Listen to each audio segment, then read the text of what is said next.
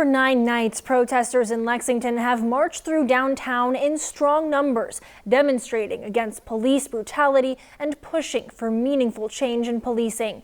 The two names repeated, Breonna Taylor and George Floyd. Taylor, a paramedic in Louisville, shot and killed by officers in March, and Floyd, the man killed on video while in Minneapolis police custody. Most interactions were peaceful last night, but a fight did break out at one point that was captured on video.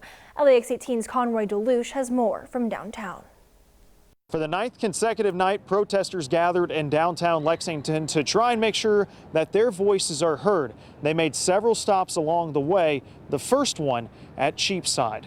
Peace to our ancestors who are still here! Peace to our ancestors who are still here! Now home to bars and restaurants, this was once the site for Lexington's slave trade.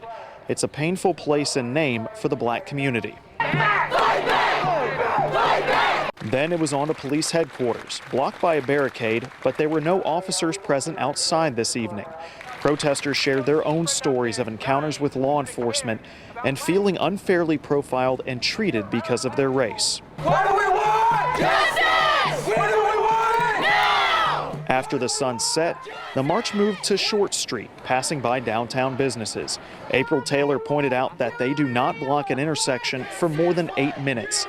That's 1 minute for every time Breonna Taylor was shot. And we feel like 8 minutes is a small amount of time to be inconvenienced for the amount of inconvenience that black and brown people face at the hands of police. Around 10:30, when police say an Uber was stopped by the group near South Limestone and Maxwell, a man inside the Uber got out and began arguing with one of the protesters.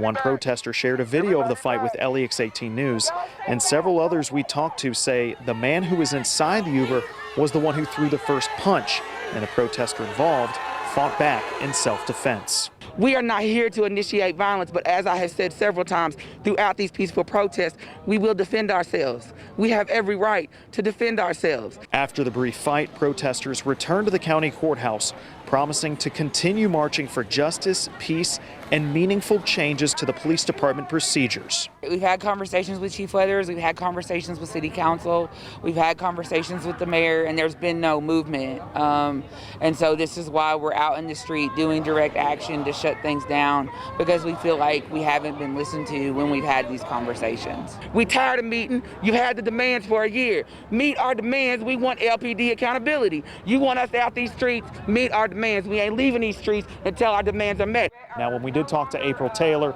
about their plans for tonight, she said they will be back out tonight, and they'll be back out every night until their demands are met and addressed. In Lexington, Conroy DeLuche, LEX18 News. We reached out to Lexington police about why they were not in front of the building. A sergeant simply responded, quote, "The protesters were having a peaceful protest and we did not want to interfere."